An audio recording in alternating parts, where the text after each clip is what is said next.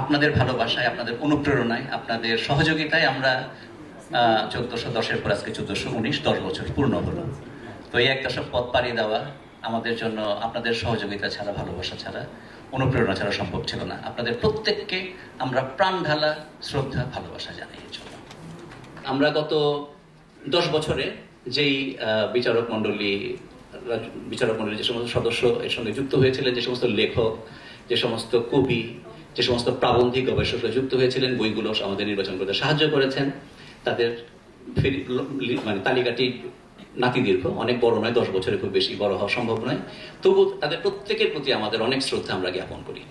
তাদের মধ্যে ছিলেন জিল্লুর রহমান সিদ্দিকী। আমাদের জন্য খুবই আনন্দের বিষয় যে সিদ্দিকী স্যার আজকে 10ম পূর্তি অনুষ্ঠানে আমাদের পুরস্কারে তিনি আজকে এসেছেন এবং তাকে আমরা রাখতে পেরেছি আমাদের এবারকার বিচারক মণ্ডলীর সভাপতি হিসেবেও আমাদের জন্য অত্যন্ত অত্যন্ত আনন্দের।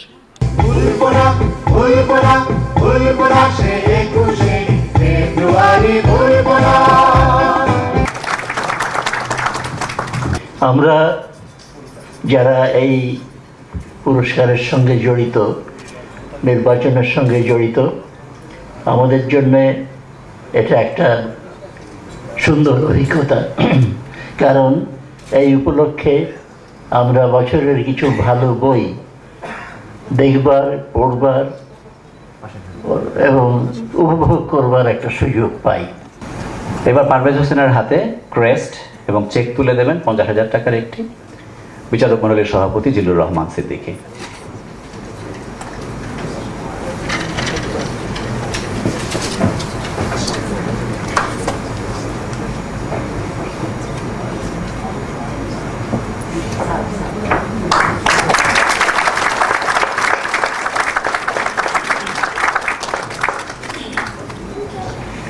এবার মঈনুস সুলতানের হাতে ক্রেস্ট এবং চেক তুলে দেবেন অধ্যাপক জিল্লুর রহমান সিদ্দিকী, বিচারক মণ্ডলীর সভাপতি।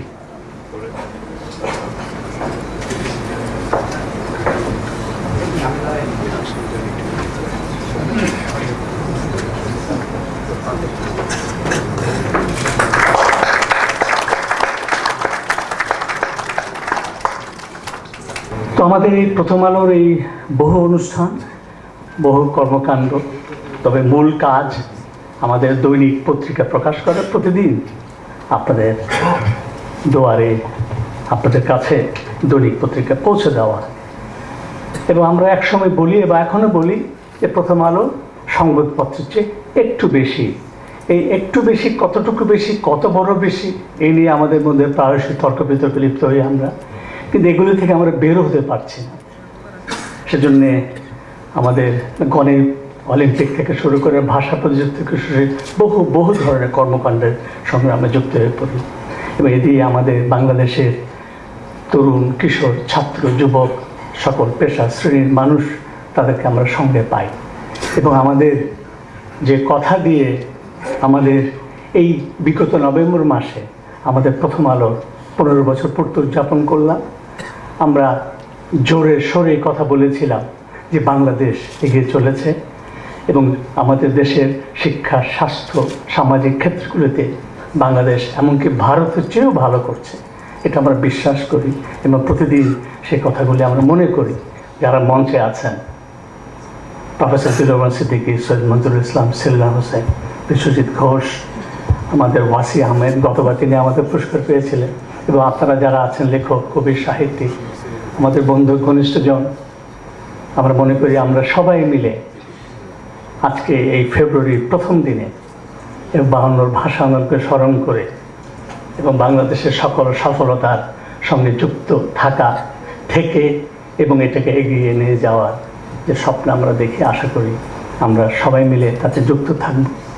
এবং নিশ্চয়ই আমরা আশা করি, আমরা অনেক সময় হতাশ হই, অনেক কষ্ট পাই, দেশ সমাজে নানা উত্থান পতনের ঘটনাতে আমরা বিচলিত বোধ করি, কিন্তু তারপরে আমরা বিশ্বাস করি 71-এর স্বপ্ন আমাদের বুকে বাজে সর্বক্ষণ। একটা গণতান্ত্রিক রাষ্ট্র, একটা অসাম্প্রদায়িক রাষ্ট্র, একটা প্রগতিমুখী রাষ্ট্র, সেটাই আমাদের প্রথম লক্ষ্য, প্রধান লক্ষ্য, একমাত্র লক্ষ্য। এবং প্রথম আলো সর্বসময় এই লক্ষ্যে দল নিরপেক্ষ, সততার সঙ্গে স্বাধীন সাংবাদিকতা আমরা করে যাব। এটাই আমাদের কথা, আমাদের বক্তব্য।